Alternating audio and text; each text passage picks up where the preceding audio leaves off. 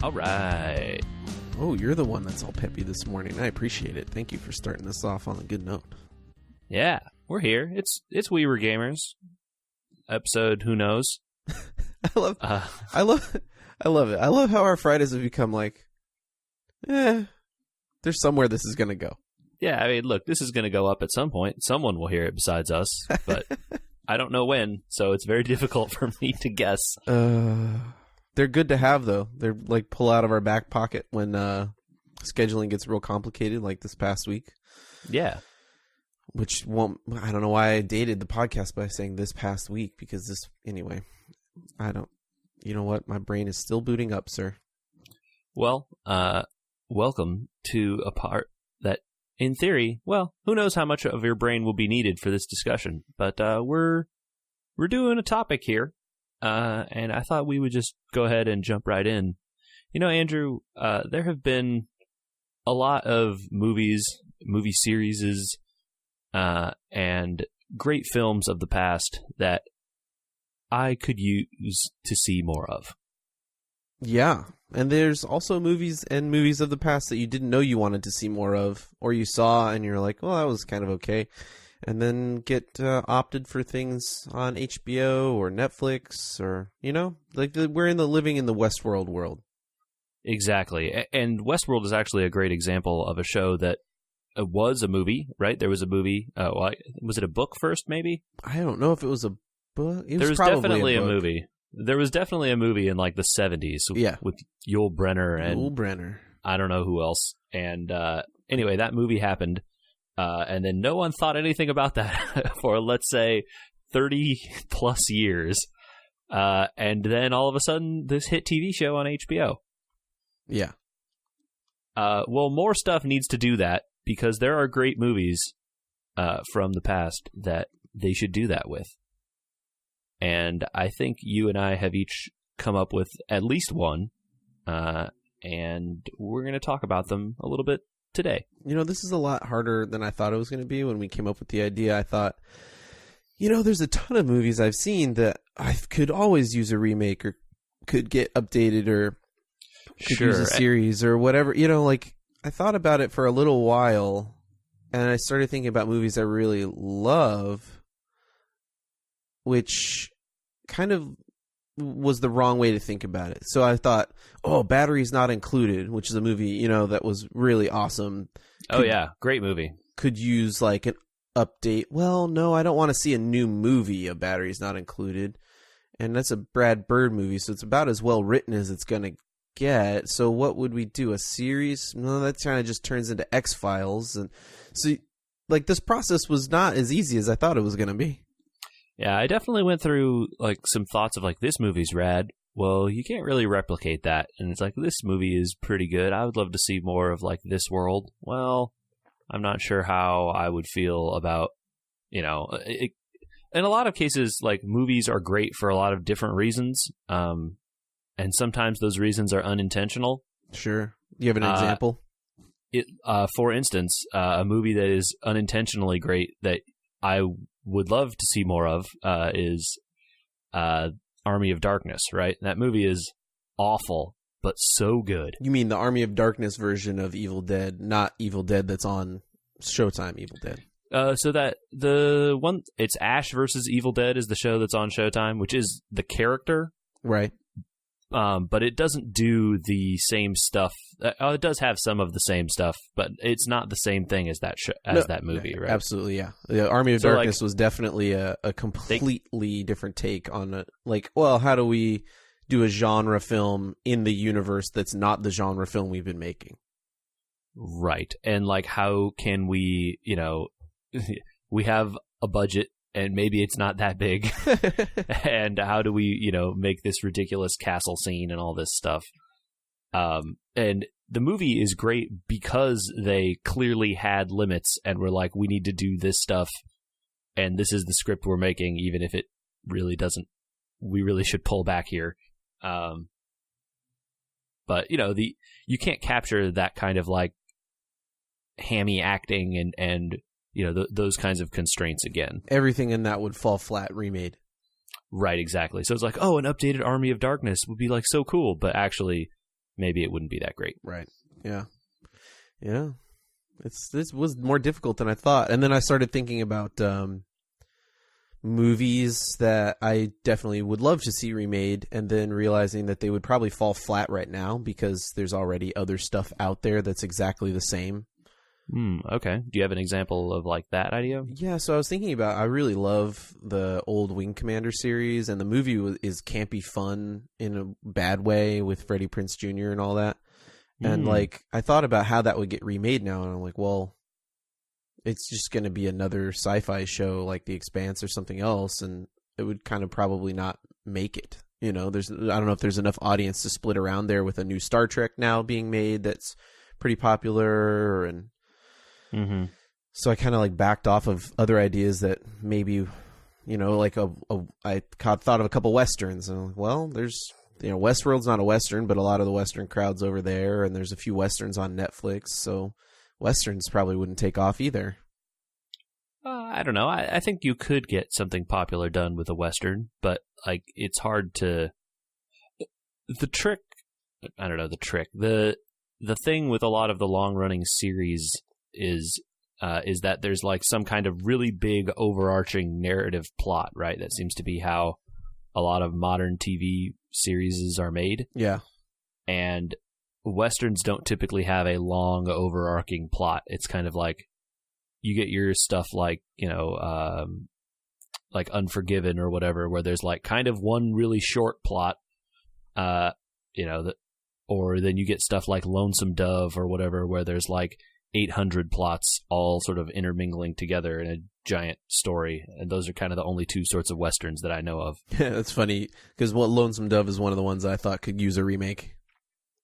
Yeah, there was like a TV movie of it a while back, I think. Yeah, they tried it out again, and they tried to shorten it and bring it to modern audiences by like thinking that people's attention spans was short at the time, which was kind of the wrong way to go about it, I think. Yeah, I don't know that I saw that TV movie. I just remember it coming out. But yeah, you know, in a complicated story, trying to simplify it too much sometimes just leads it to be not interesting. Well, and sometimes I wonder too, when I was thinking about certain movies and stuff, right? When I thought about Lonesome Dove or other shows, I thought, why were they so good? And then like, oh, well, because Tommy Lee Jones and Robert Duvall were the leads in that. Is why that was so good. Yeah, and similar with like a lot of old westerns, like why do people like this western so much? Oh, like John Wayne. That's why. Yeah. So you have to take the acting into account too, right? And like right. And where could it fall in terms of if you got, you know, new actors to do it, would it still hold up? Yeah, and that's super tough. Like especially for movies, you know, that where the acting is like a big part of it, really emotional roles and stuff like that. It's very difficult to separate the actor and the performance from, you know, what that movie is. Right. Yeah. All right. Well, should we get into it? Should we? Movies people actually won't remake, but fans want remade rather than Rampage. Yeah. I don't know. I just picked up. I mean, you know, dating this podcast to, you know, some amount of time when The Rock was popular, so always.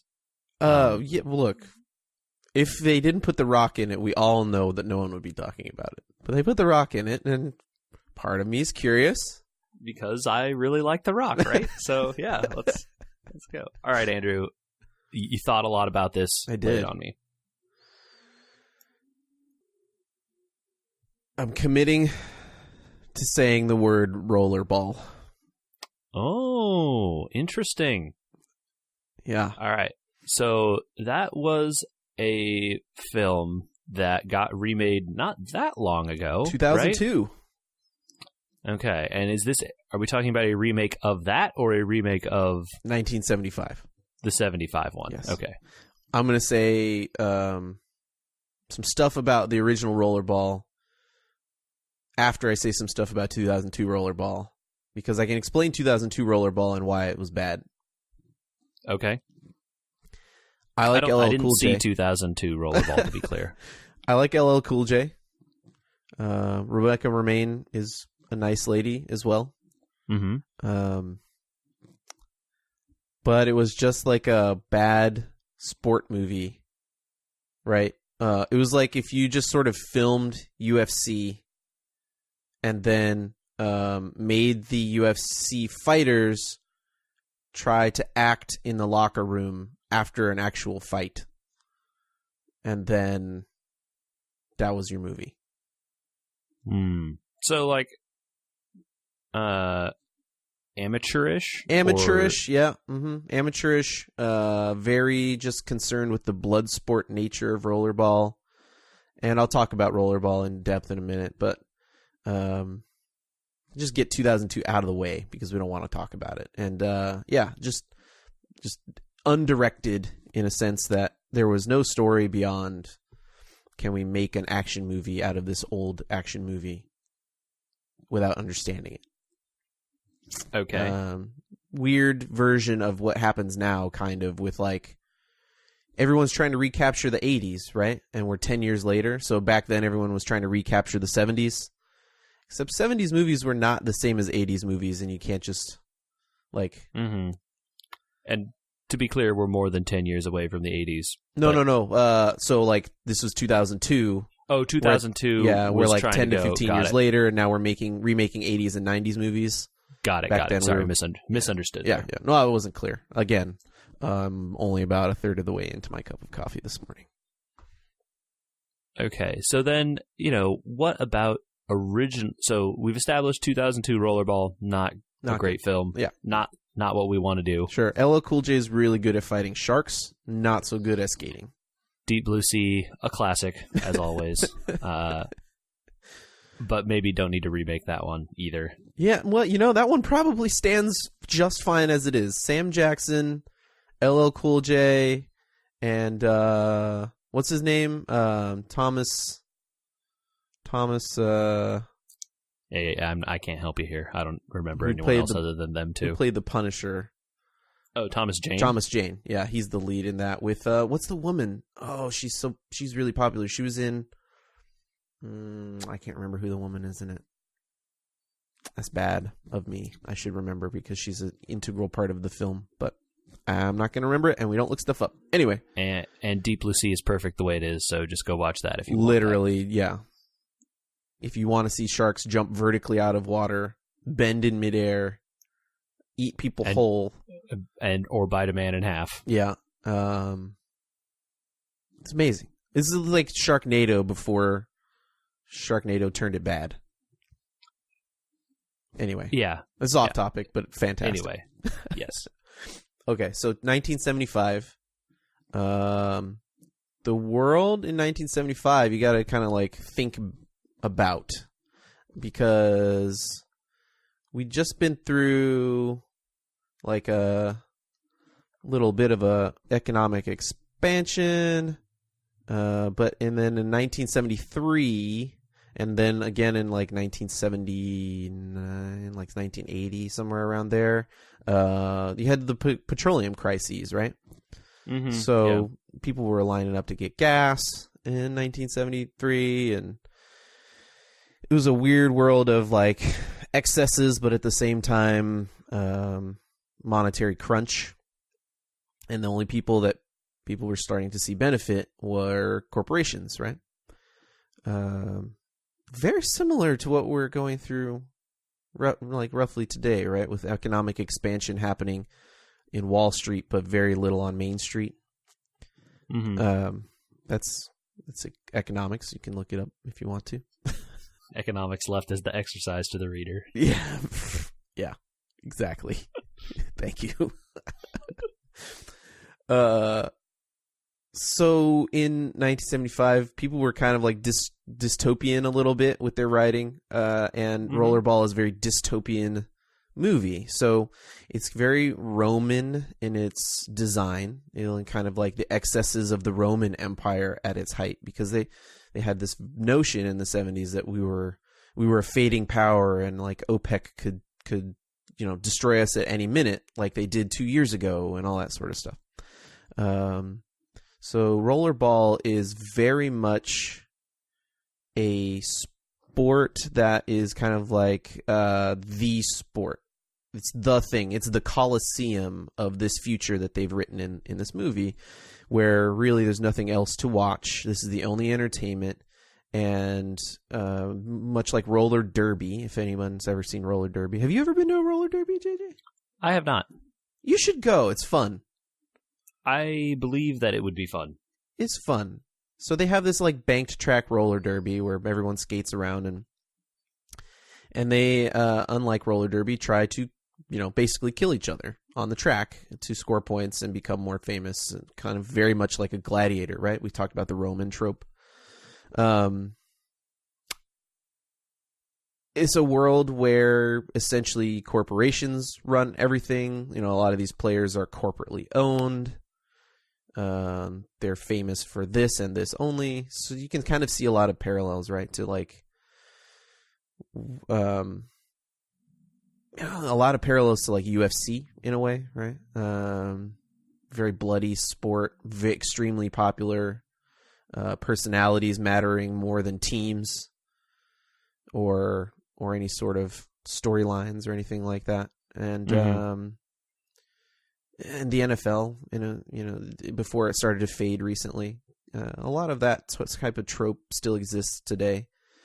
And James Caan is the lead in that movie, and I like it a lot for what it tried to do, right? It's very much like a cheesier, cheaper, less deep well than Blade Runner, right? It's not as far flung into the future, but they also tried to do weird stuff. There's like these drug-fueled Roman party scenes and things like that, where you kind of just like, okay, so they're trying to do something visually to is more than you might expect for just a blood sport film, essentially. Right. A lot of our discussion in the past on Battle Royale kind of applies here, right? The original Battle Royale, where they tried to make it an art film at the same time that it's just this brutal murder scenes. Yeah, they kind of have a lot of I don't know, what's that word? The something to compare between the like this brutal stuff going on and this kinds of scenes of excess. Yeah, exactly. Those are the things that I like about the 1975 film. It's a lot you can unpack, or a lot you can kind of just see what the society was like and what they were thinking the future might be like, and they weren't entirely far off. Like corporations are huge: Facebook, Google, Apple. They could own football teams and basketball teams and all these things, and they could push whatever sport they wanted to if they really wanted to. This is about the era and the 2002 film doesn't have much of that. There's really no world building in it at all. And they tried to world build a little bit in the 75 film. There really wasn't enough time based on what they were trying to do. And, they had James Caan, and they were trying to make sure that he was out there knocking heads and playing the like gruff retiring guy and all that sort of stuff. He kind of later in his career said that this movie was something he wasn't particularly proud of the character in. He felt limited, and I think that you can feel that when you watch the movie. That's like it's a very limited scope script, something he couldn't really build on. And that's why I think it could be a really great series rather than like a remade movie. You could definitely shoot this into now. The same ideas of what they felt the future could be like could be held up. So you think that it's kind of like a remake a little bit, and then they can update the sport aspect of it, really delve deep into the background of the film, where they think the universe is. There's a lot of expansiveness that could happen here, and you could have really cool action sequences without having to do much. Sure, and I mean, modern cinematography and help. stunts and graphics and stuff would allow you to do a lot of stuff that you couldn't have done. Even in 2002, they were struggling to do these action sequences well. So that's a really good idea. like I said, I didn't see the 2002 film, and I don't know that I've ever watched all of the 75 one all the way through. It's kind of famous in a small circle of people, I think. I've definitely seen parts of it, and it's mostly the action scenes, on rank. Sure. Those are the parts that people remember, I think. But yeah, I think it would work. You could definitely do a modern treatment of that film that is both faithful and really good as just a movie. Yeah, I think that you could do a movie of it, right? You could just make a movie. You could put The Rock in it, and people would go watch it. They could yell "family" a lot. Yeah. People would go watch that. I think that is not the version, though, that I would want to see. I want to see the, for lack of a better term, the HBO-ified version of this, or the Netflix version of this, right? We bought the rights to Rollerball, and we're doing the new Netflix thing where we make a 13-hour movie. Okay. Right. So you're doing a, kind of like really getting to know the members of the league and all of the things that are going on, and really digging into how the owners act and all that. Yeah, kind of stuff. I want, and I want to see a version of this which is the rollerball player has gotten so big that are we going to try and take him down kind of thing. What is the society that we have in place with corporatocracy and that sort of stuff where you've got the player, right? He's the best there's ever been, and what does that mean for the sport, and what does it mean going forward for the entire generation of people that watch rollerball, because it's the only sport left, and and what does it mean to have this gladiatorial combat, in a society that we live in. We all think we're trying to get less violent, right? We're worried about concussions in the NFL, but in this future, they're literally like, if this guy kills people in the midst of a roller derby, he becomes more famous. So how do you juxtapose that right now, And does he want to do that? Or she, and I should point that out. In the film, one of the two most famous players is a woman. Very equitable. The teams are integrated. There's no guys teams and girls teams. I think that's great. Yeah. Yeah, that's a very good choice, actually. I haven't thought about that movie much in quite a while. I actually just saw an article. I want to get your opinion on it. From, I don't know, Screen Rant or Film School Junkies or one of those, like opinion on film websites. Okay. And they were saying that like the Netflixification of making like 13-hour movie style filmmaking is bad. So like, Jessica Jones came out and it was essentially like a self-contained season, and the next season, while it referenced the first season, wasn't the same story as the first season, or that sort of style of filmmaking where episode to episode you need to watch all of it to get it. And I don't think I agree with their point that that's bad. I can't I didn't see this article, but I can say that I don't think it's always bad. I think that maybe doing literally everything that way is not needed, right? I mean, there's still room for, just a normal length movie, a story that has like, one or two main plots in it that does its thing, and you don't need to see anything beyond that single movie. Definitely. And also, but Netflix does those too, so I don't know what they're trying to get at there. And like, that I guess I also don't watch a lot of those Netflix style shows, unless I'm like really interested in them.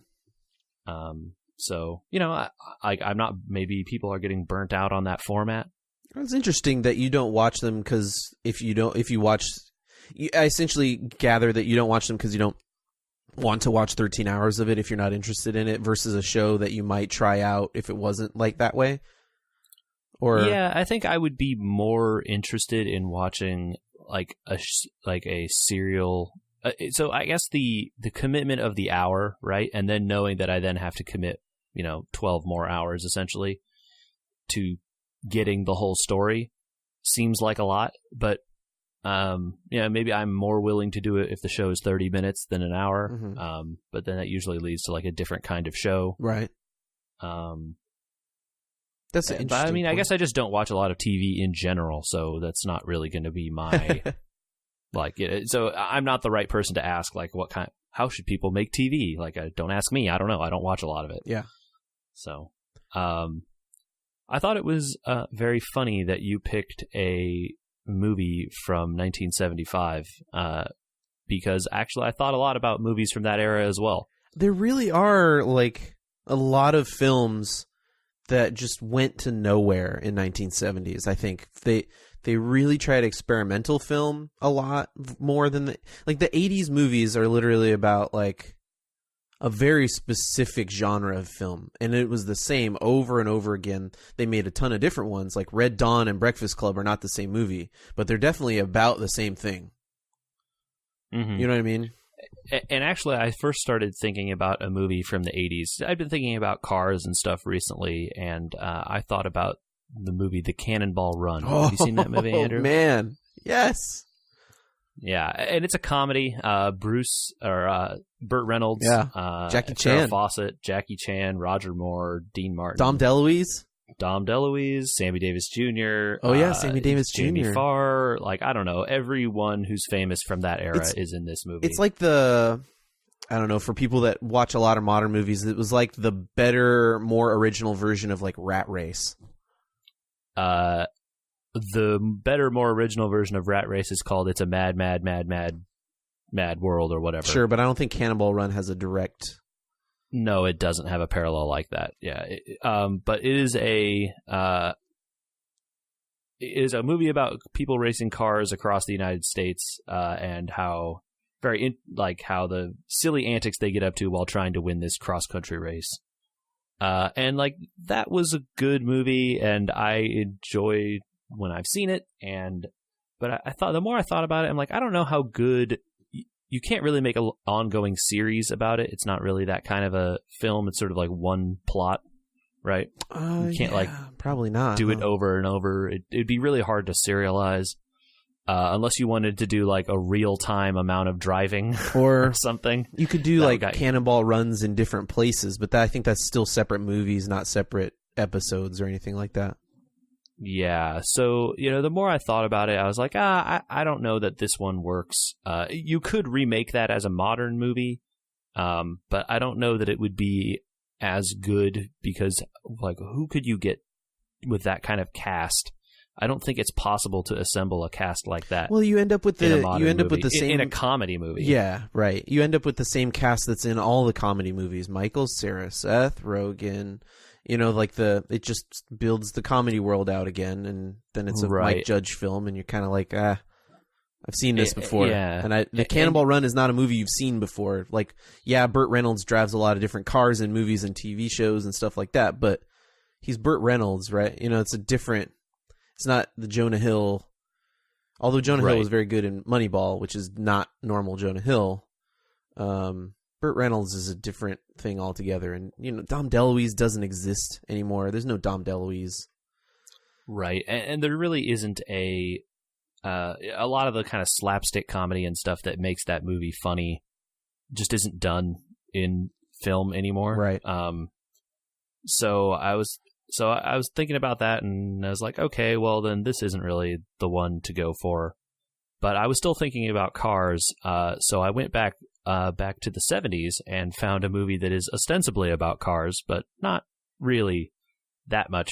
And that is actually also one that had a slightly modern remake. And that is Death Race 2000. Oh, I was really hoping. I was like, he's got to be talking about Death Race. Yes. It's interesting. We both picked like blood sport movies. I know, right? Which also have like kind of Roman-esque scenes of excess and stuff in them. David Carradine. But David Carradine, the titular Frankenstein from that movie. Wow. And for those who haven't seen Death Race 2000, there was a modern remake not that long ago with Jason Statham, and that movie was bad. it took place in like a prison where they made the inmates race cars for some reason, and it didn't really make a lot of sense. No, it was like they tried to make the longest. What is that? The Longest Yard? Is that the prison football movie? But then they swapped cars in, and it was like, what is this? Why would they? Yeah, well, who does this? We don't have enough money to run prisons, much less give them all cars and let them blow each other up. Right, and like really elaborate, complicated like systems to get weapons on the cars and all this stuff. It was just really like like the 2002 version of Rollerball, Death Race 2000, the remake. Both of them missed the point of the film, right? Like, yes, exactly. They didn't look at the other stuff. They just looked at the violence, and they're like, we can remake this violence now. It's like, guys, Rollerball was interesting because it talked about society at the same time, like in the 70s. So Death Race actually kind of did the same thing a little bit. Yes, isn't Sly in that movie too? Sylvester Stallone, and a very young Sylvester Stallone, is in it as one of the racing competitors, Machine Gun Joe Viterbo. I didn't remember his name. I just remember he was in it. Machine Gun Joe Turbo? Viterbo, yeah. Oh, he's Italian, so he does his Sylvester Stallone stuff. That's awesome. Yeah. It's the plot of the movie is like this race takes place across America in a similar way to Cannonball Run, actually. But it is after a massive civil economic collapse, America has become this totalitarian regime structured under this overarching president that you never kind of meet very much. And then to, sort of pacify the people, there's this road race that with all these famous celebrities of the future, supposedly. And all of them are caricatures of, like, ridiculous stereotypes. There's, like, Sly Stallone is this, like, machine gun, Tommy gun holding gangster guy. There's someone, a woman who's dressed up as, like, Calamity Jane, and a guy who's dressed up like a barbarian Attila the Hun, and a guy dressed up like Nero the Emperor, and like it's over the top. It's a little bit like Running Man in that way, right? Like where they took all these things and they made them very like caricature-y. Yes, and then they drive across the. Ostensibly, there are some kinds of rules, but they're never really explained to us. Other than apparently, if you hit and kill pedestrians, you get points, and that's not really explained. But older pedestrians give you more points, because you're helping decrease the overpopulation or something by killing old people. They didn't spend a lot of time on that one. No, they didn't. And so, the movie has a lot of those same themes that Rollerball has, where there's this like clear panic about the state of the world and things have collapsed, and like, what do you do, in this whole like, how do you, satiate the masses, and after this whole horrible collapse and dealing with all this stuff. And the hero, David Carradine, as this, this previous champion, the hero of the people, Frankenstein, who drives this car and has been loved for forever and whatever, eventually gets co-opted into some kind of resistance. And when he meets the president after his victory, I guess spoilers here, he like blows him up with a grenade that has been stashed as his hand. It's pretty amazing that the late 70s through the like 1980 split-ish was all about like Running Man, Death Race, Rollerball, Escape from New York even. It's all about this weird version of America that's like desperately clinging to functionality by creating these abilities for everybody to kill each other, and be entertained by it in a way. And then in every one of those movies, there's a resistance to what? Who knows? But some sort of anarchy-based resistance. Right. And, like the plan doesn't go exactly as they expect. And, it gets, the most obvious conclusion is not the one where they end, even though the ending is like somewhat happy or whatever. Uh-huh. So, after thinking about that movie, I was like, okay, so like, how would you do this in a modern film? Yeah. And I think you can do a lot of the dystopian stuff the same way, pretty much, and it would work, right? In fact, it might work too well in some cases. They might have to change some things. And so that sort of gives you all of that part of it. And then, thinking about the cast of people, I don't know that like the performances of any of them were so memorable, although some of them may have been hilarious. I don't know that you need any of those people to make those roles.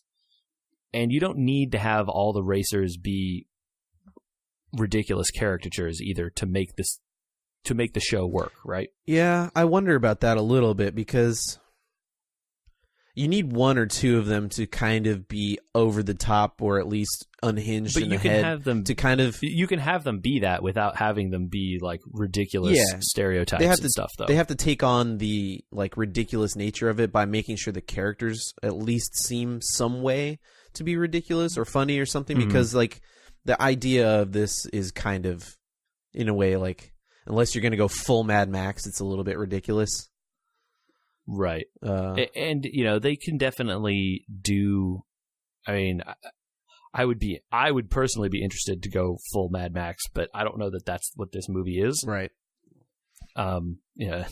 Just like unedited scenes of cars driving around and crashing and stuff, while awesome, isn't this movie. But I think you could do a similar thing, maybe make the, add in some, a dash of the Hunger Games or something into this, since that's like a thing, make it into kind of the people are competing to secure their region from the,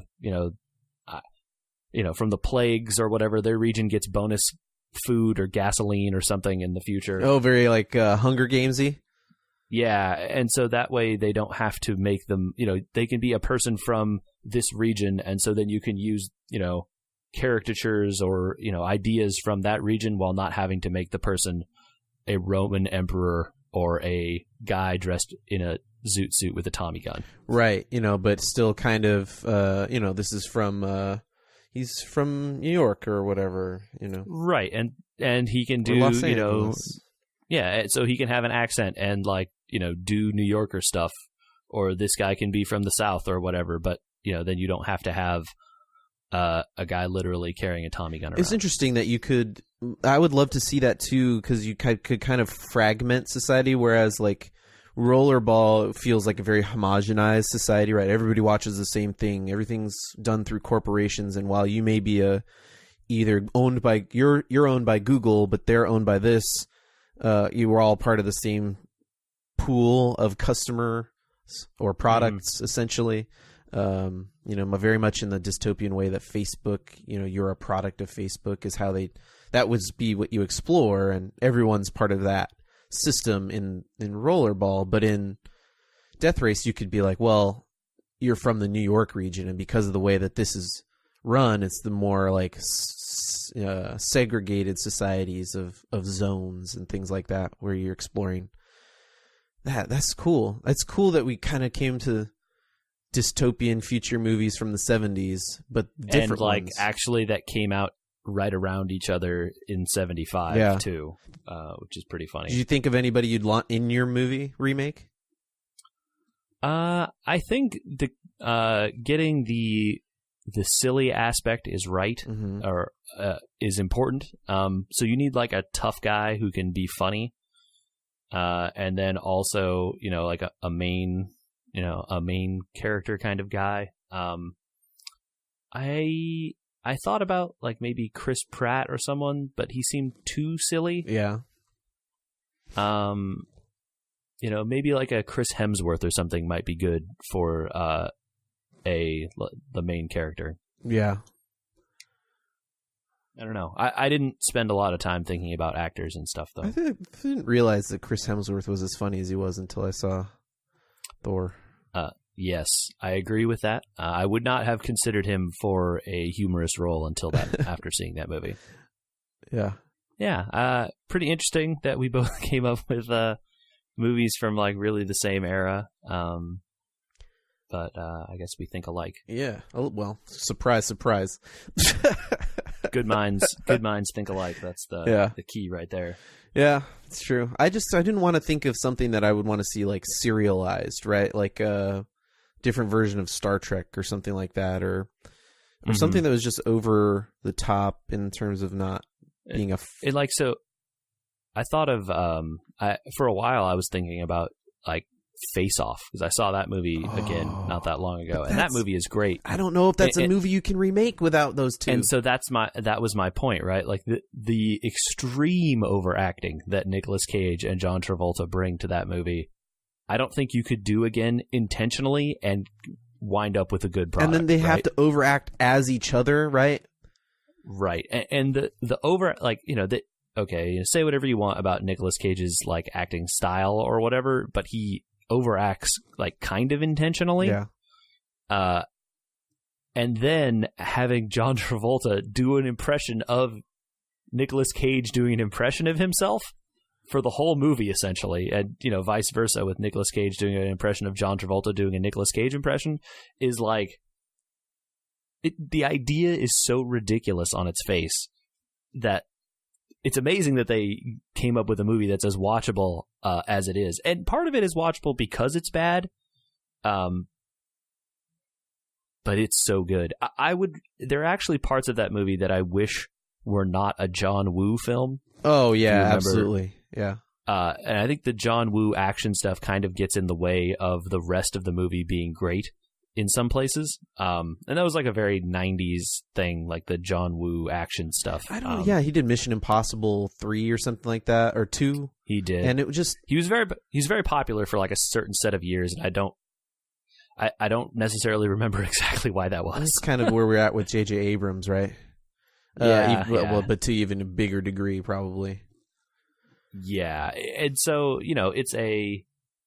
that movie had a time and a place, and like, I want them to remake that movie, but I don't think, because I want them to remake it because I love it so much. I don't know that you can make a movie like that again. And actually, I was also thinking about other action movies, like more modern ones, like The Rock, and you just went all Nick Cage all the time. Well, I'd been thinking about it. I don't know. After watching Face Off, I was thinking about other Nick Cage stuff. Yeah. But you can't remake that movie either, because The Rock, Sean Connery, Ed Harris doesn't act anymore. Yeah, and that was a Michael Bay film, by the way. One of the most understated Michael Bay films I've ever seen in my life. Right, and that's the problem, right? Even if you got everyone back to do it again, they're all like 30 years older, and Michael Bay doesn't make movies that way anymore. Right. And I don't think many Michael Bay movies would ever get remade, right? Like, maybe this Transformers series gets a reboot 25 years from now, but other than that, like, no one's remaking a Michael Bay film. They are what they are. Right. And The Rock is what it is, and you can still watch it and enjoy it for what it is now. And again, I liked it. I don't know the further adventures of Stanley Goodspeed or whatever. I don't know that you we don't need more Stanley Goodspeed. Glass or plastic? Glass or plastic? Yeah. It's interesting. I mean, I did the same thing. I went to movies I love, right? And one of the ideas that I had early on when we were doing this was I wanted to see animated films as live action actually get made good, right? We live in a world where like Dragon Ball Z's been made live action, or Dragon Ball, yeah, right, okay. That's the world we live in when things go from animated to live action, right? So like we're thinking of our perfect world remakes where it gets remade perfectly, and so like. I started with Iron Giant, and I was like, what if that was live action with an animated robot? How good would that be? And the same problem, right? I went straight to a Brad Bird film, thought about remaking it, and I was like, but it's perfect as it is. I don't, like, what does it need? Yeah, that one is probably possible to do, but like, why? Right. It's not necessary. It's not necessary. Right? Another one I thought about that could be cool as live action, and one I almost... And maybe we talk about this one for a minute, because this could happen. rather than remaking the movie, using the manga to make a live-action series of Akira. Yeah. Gosh, it's been a long time since I've seen Akira. But yeah, it certainly could be done. I don't know that there's probably not a lot of clamor out there for people to do it, especially since that movie has become so popular. Yeah. Or at least become what it is.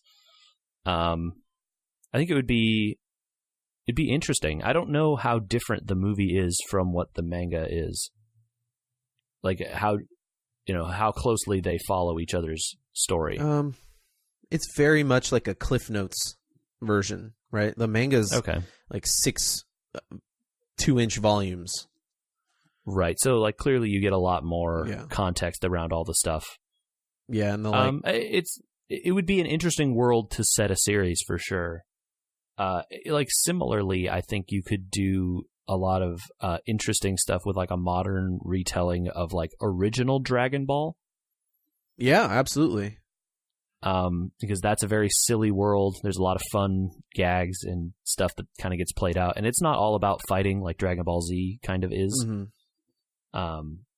So there's a lot of like just humorous adventures and stuff that Goku and Bulma get up to in original Dragon Ball. Yeah. And there's like 8 million volumes of that. It's interesting because that one is so hijinky, I kind of don't see it not being animated. Yeah. Yeah, that's true, huh? It's pretty hijinky.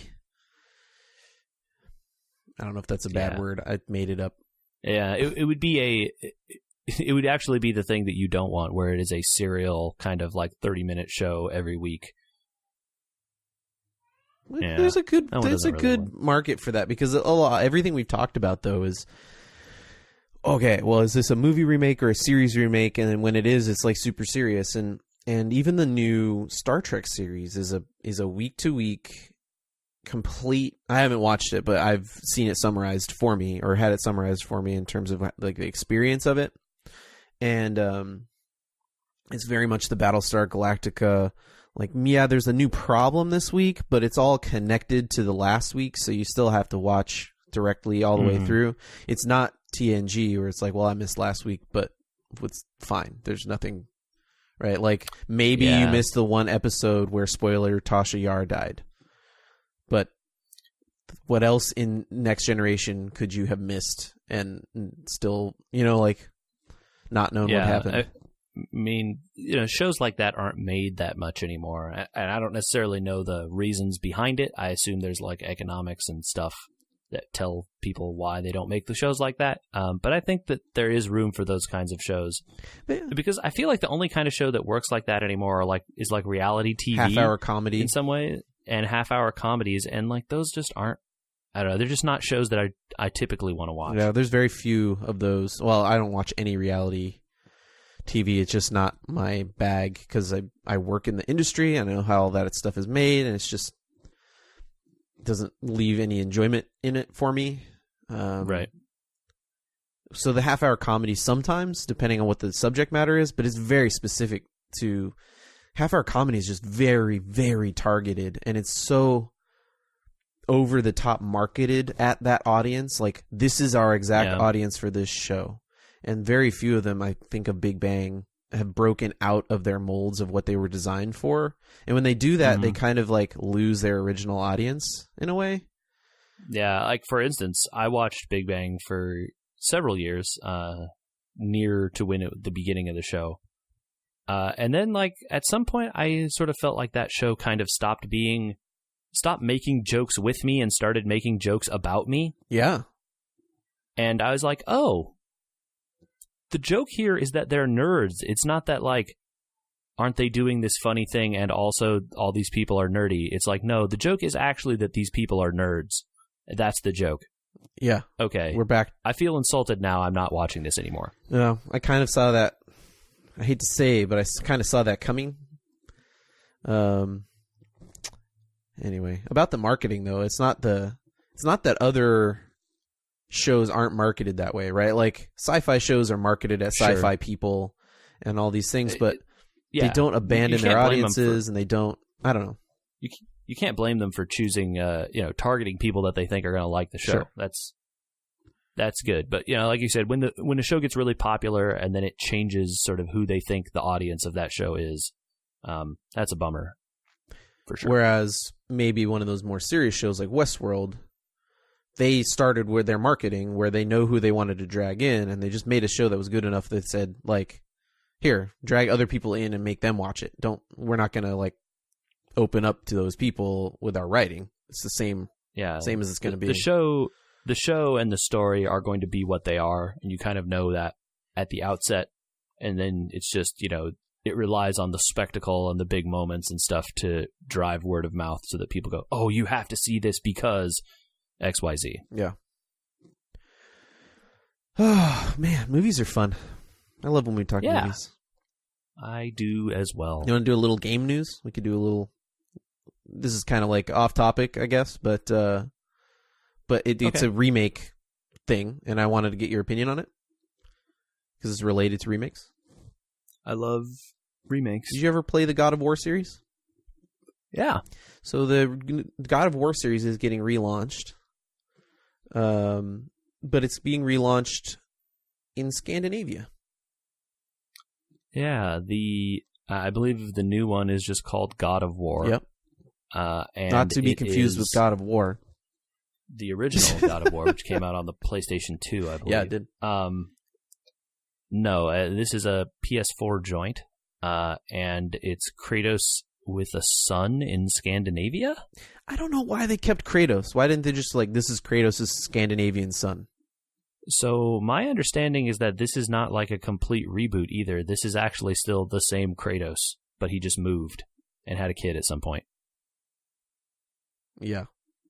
So, they called it Chapter 2, and it's supposed to be his relationship of a father and son, and they have to get somewhere, which is why they're in Scandinavia. Ah, okay. Yeah. I don't know. I liked God of War 1 and 2 as silly action games. Mm-hmm.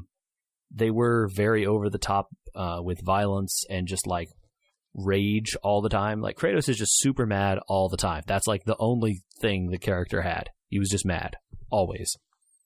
And they give you some story about he got tricked by the God of War into killing his wife and kids, and that's why he's mad. Well, okay, that would obviously make you mad. Then he kills the God of War in the first game. So, what are you still mad about, dude? Yeah, I know, right? You can't erase your sins. That's not a cause for anger. That's a sadness. Anyway, it's kind of like a Punisher mentality, right? He gets his much. guy, but afterwards, all the guys are still the bad guys because they'll do that to someone else.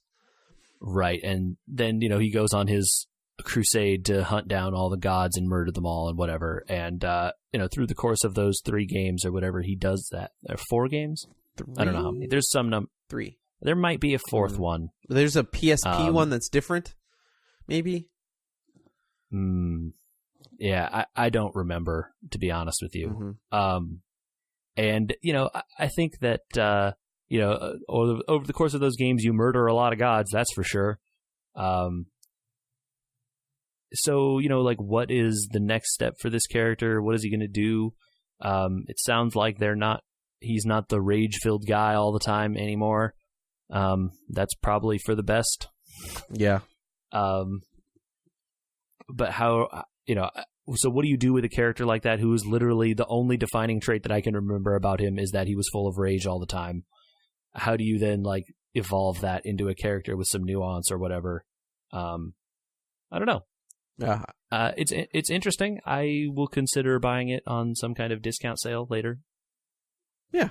I just kind of like they tried to keep him as Roman as possible, but they added a huge beard to him, so he looks northern.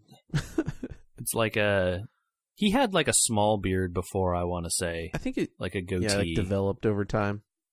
Yeah, and now he just looks like some kind of weird northern dude. But he still doesn't wear a shirt in the frozen tundra. and has the ashes of his wife and child still around him in that weird pattern. Yeah. I don't know. That I would have said that is a series that did not need to be remade. Yet here we are. Yeah. Interesting. Or if it did, it's interesting that they didn't go very far away from the original. They were like, new place.